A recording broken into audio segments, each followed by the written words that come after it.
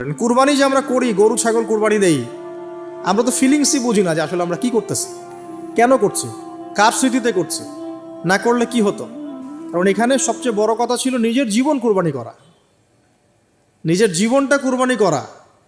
নিজের জীবন না আছে, আল্লাহ আমার কাছে একটা খাসি চেয়েছেন, একটা গরু চেয়েছেন, একটা বাহিমাতুল আনআম চেয়েছেন। এখানে তো আমার নিজের জীবনটাই দেওয়ার কথা ছিল।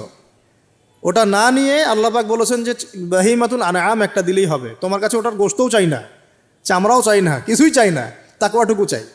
তাতেই এত কথা। এটা দামই বা কত? 10-15 হাজার বা একটা গরু 50,000, 60,000, 1,00,000 টাকা। 1,00,000 টাকাকে আপনি সন্তানের মূল্য দিয়ে হিসাব করতে পারবেন? তো এখানে মূল জিনিসটাই হচ্ছে আল্লাহ পাকের হুকুম। আল্লাহ পাকের হুকুমই সবচেয়ে বড় কথা। এখানে নেকিটা বড় কথা না, বড় কথাটা কি? আল্লাহর হুকুম। আল্লাহ পাকের হুকুমের পিছনে কি নেকি আছে এটা আমি সংখ্যা দিয়ে কাউন্ট করতে পারবো না। আল্লাহ পাক হুকুম দিয়েছেন মানে সেখানে ইনফিনিটিভ নেকি আছে। ওটা 1 লক্ষ, 2 লক্ষ, 5 লক্ষ দিয়ে হিসাব করা যাবে না। এখানে কেন কুরবানি করছি? আল্লাহর হুকুম। যুক্তি বিজ্ঞান দর্শন খোঁজার দরকার নেই তো আমার। তো এবার আল্লাহ রাব্বুল আলামিন কিভাবে বলছেন কোরআনে? আল্লাহ পাক বলছেন, ইব্রাহিম আলাইহিস সালাম বলেন, ইন্নী যাহিবুন ইলা রাব্বি সায়াহদিন, আমি চললাম আমার রবের পথে, তিনিই আমাকে পথ দেখাবেন। এই আয়াতটা খুবই মনে শান্তিদায়ক আয়াত। জীবন অনেক কিছু হয়ে যাবে, কিন্তু এই আয়াতটা যদি তেলাওয়াত করতে পারেন ভিতরে ভিতরে আল্লাহকে পাবেন। ইন্নী যাহিবুন ইলা রাব্বি সায়াহদিন, আমি ছুটলাম, আমি চললাম আমার রবের দিকে, তিনিই আমাকে পথ দেখাবেন। রব্বি হাবলি মিনাস সালিহিন, আল্লাহ আমাকে সুসন্তান দান করুন, সালেহীন সন্তান দান করুন।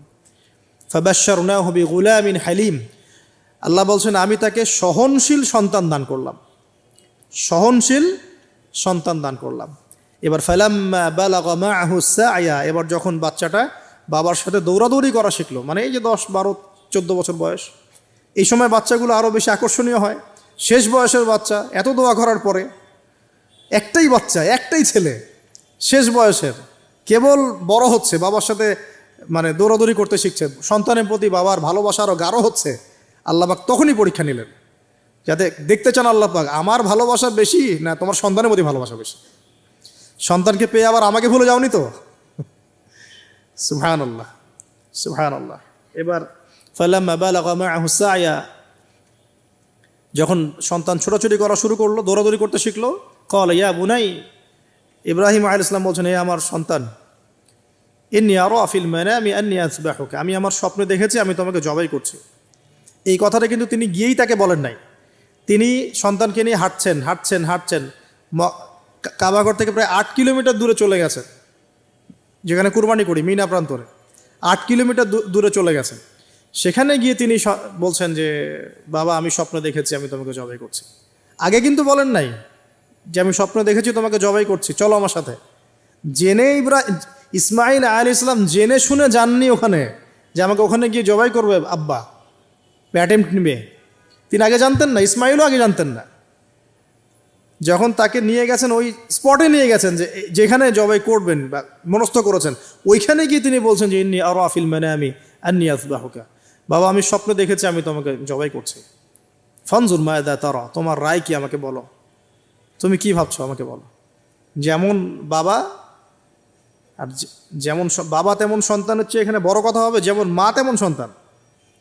কারণ মা বলেছিল এক সময়, আপনি কোথাও যাচ্ছেন আমাদেরকে ছেড়ে, তাই না? মনে আছে? ও আচ্ছা, আল্লাহ আদেশ করেছেন, তাহলে আল্লাহ আমাদেরকে ধ্বংস করবেন না। ঠিক ওই রকম মায়ের গর্ভ থেকে এই সন্তান যে বলছে যে ইয়া বাতি, হে আমার আব্বা, ইফআল মা তুমার, আপনি করেন, আপনাকে যে আদেশ করেছে আল্লাহ পাক আপনি সেটাই করেন। সাতাজিদুনি ইনশাআল্লাহু মিনাস সাবিরিন, ইনশাআল্লাহ আপনি আমাকে ধৈর্যশীল পাবেন। একটা ছেলে আমাকে দেখেন এই জেনারেশনের, একটা ছেলে যে এইভাবে আল্লাহর জন্য জীবন দেওয়ার জন্য প্রস্তুত আছে। দেওয়ার দরকার নেই জীবন, আল্লাহর জন্য জাস্ট 5 ওয়াক্ত নামাজটা পড়ুক, আল্লাহর জন্য 5 ওয়াক্ত নামাজ পড়ুক, ফজর সহ আল্লাহর জন্য রেগুলার তাহাজ্জুদ পড়ে। জীবন দেওয়া বহুত দূরের কথা, এটা হাইয়েস্ট লেভেল, এটা আমি বলতে চাচ্ছি না। আল্লাহর জন্যে কোরআনটা হিফজ করেছে, একটা পড়া হিফজ করেছে, বা অ্যাটলিস্ট আল্লাহর জন্য কোরআন তেলাওয়াত করা শিখেছে, জাস্ট রিসাইট করা শিখেছে। আল্লাহর জন্যে মানে কোনো মাদ্রাসায় বা কোনো ওস্তাদের কাছে বা কোনো কোর্সে 6 মাস, 1 বছর, 2 বছর পড়াশোনা করেছে। আল্লাহর জন্য একটু দাওয়াতি কাজ করেছে, আল্লাহর জন্য একটা বই লিখেছে, আল্লাহর জন্য দিন প্রতিষ্ঠার কিছু চেষ্টা করেছে, মানে আল্লাহর জন্য কিছু করেছে। এই এখনকার যে হিউজ জেনারেশনটা আছে, লাখ লাখ কোটি কোটি ছেলে মেয়ে, এখান থেকে আপনি আমাকে 5% ছেলে মেয়ে দেন, ইনশাল্লাহ দিন কায়েম করে দিব বাংলাদেশ, ইনশাল্লাহ। 5% দেন, খালি খুঁজে বের করে প্রত্যেকটা ঘরে ঘরে একটা করে এরকম ছেলে আছে নাকি যে বলতে পারে যে ইয়া আবাতি ফাআল মা তুমার সাতাজিদুনি ইনশাআল্লাহু মিনাস সাবিরিন। কি শিক্ষা মা দিয়েছেন ছেলে সন্তানকে, কি শিক্ষা মা দিয়েছেন সন্তানকে, কি শিক্ষা মা দিয়েছেন সন্তানকে। আর এরকম মাই বা কোথায় পাবেন এখন আপনি, এরকম মাই বা কোথায় পাবেন বাসায় বাসায়?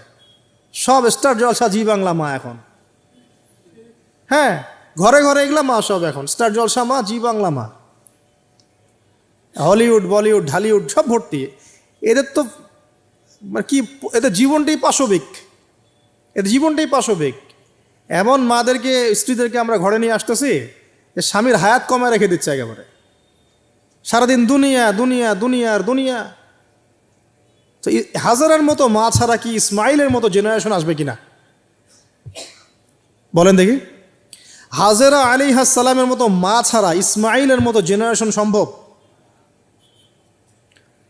আর ইসমাইলের মতো জেনারেশন না পেলে বাংলার জমিনে বা সারা বিশ্বে দিন প্রতিষ্ঠা হবে? কোনোদিনও সম্ভব না। তো ইসমাইল আলাইহিস সালামের এই কথার পরে, এই কথা যখন বাস বাবা তো এখন বুঝে ফেললেন যে আমার ছেলে তো যেই সেই ছেলে না, সে আবার ইনশাআল্লাহ বলেছে, ইনশাআল্লাহু মিনাস ফালাম্মা আসলামা ওয়া তাল্লাহু লিল জাবিন। আল্লাহ পাক এত চমৎকার করে কোরআনের মধ্যে মানে আয়াতগুলোকে নিয়ে এসেছেন, বালাগাত এত উঁচু মানের। ফালাম্মা আসলামা, যখন তারা দুজনে আত্মসমর্পণ করলো। কিসের সামনে আত্মসমর্পণ করলো? আল্লাহর হুকুমের সামনে আত্মসমর্পণ। এটাই ইসলাম। ইসলাম মানে কি? এই যে এইটা ইসলাম, আল্লাহর হুকুমের সামনে মাথা নত করার নাম ইসলাম। আর আমরা তো প্রত্যেকটা কাজের পিছনে লজিক খুঁজি। নামাজ কেন পড়তে হবে, রোজা কেন রাখবো, জাকাত কেন দিব? তো তোমাকে কেন খুঁজতে কে বলেছে? আল্লাহ বলেছেন তাই করব, রাসূল বলেছেন তাই করব। আল্লাহ নিষেধ করেছেন তাই করব না, রাসূল নিষেধ করেছেন তাই করব না। এত যুক্তি দর্শনের কি দরকার? সব তো আমার মাথায় ধরবে না। এই যে ফালাম্মা আসলামা, এই যে ইসলাম শব্দটা এখানে আছে, ফালাম্মা আসলামা, যখন তারা দুজন ইসলাম কবুল করলো না, এখানে যখন তারা দুজন আত্মসমর্পণ করলো, আল্লাহর হুকুমের সামনে মাথা নত করলো, ওয়া তাল্লাহু লিল জাবিন, ডান দিকে উপর করে কাত করে শুইয়ে দিল সন্তানকে, জবাই করার সময় যেমন করে শোয়াই আমরা, ব্যাস এই পর্যন্ত ঘটনা। তারপরে আল্লাহ পাক বলছেন ওয়ানাদাইনাহু ইয়া ইব্রাহিম, তখন আমরা ইব্রাহিমকে আওয়াজ দিলাম, হে ইব্রাহিম, হে ইব্রাহিম, হে ইব্রাহিম, কদ সাদ্দাকতা রুইয়া, তুমি তোমার স্বপ্নকে সত্যায়ন করেছো, তুমি তোমার স্বপ্নকে সত্যায়ন করেছো। দেখেন, এটা স্বপ্ন, এটা কিন্তু জিবরাইল আলাইহিস সালাম এসে সরাসরি ওহীও করেন নাই, যে যেমন এসে সরাসরি বলা যে আপনার সন্তানকে কুরবানি করতে হবে। তিনি স্বপ্ন, এটা আরও বড় পরীক্ষা। কারণ স্বপ্ন, শয়তান ওই সময় 3 বার পাথর নিক্ষেপ করেছে না, শয়তান বোঝানোর চেষ্টা করেছে এটা তো স্বপ্ন, ভুলও হতে পারে, এটা তো স্বপ্ন, মিথ্যা স্বপ্নও দেখতে পারো। তখন তিনি 3 বার শয়তানকে পাথরও মেরেছেন, মনে আছে? ওইটা কিন্তু হাজিরা এখনও করছেন না? দেখেন আরও বড় পরীক্ষা। এখানে কিন্তু সরাসরি জিবরাইল আলাইহিস সালাম এসে বলেন না যে এটা করেন, বরং স্বপ্নের মধ্য দিয়ে মেসেজ দেওয়া হচ্ছে। এখন তো আমরা অনেকে স্বপ্নের স্বপ্নের অস্তিত্ব অস্বীকার করি। স্বপ্ন সত্য হতে পারে অনেকেরই, অমুসলিমেরও স্বপ্ন সত্য হতে পারে।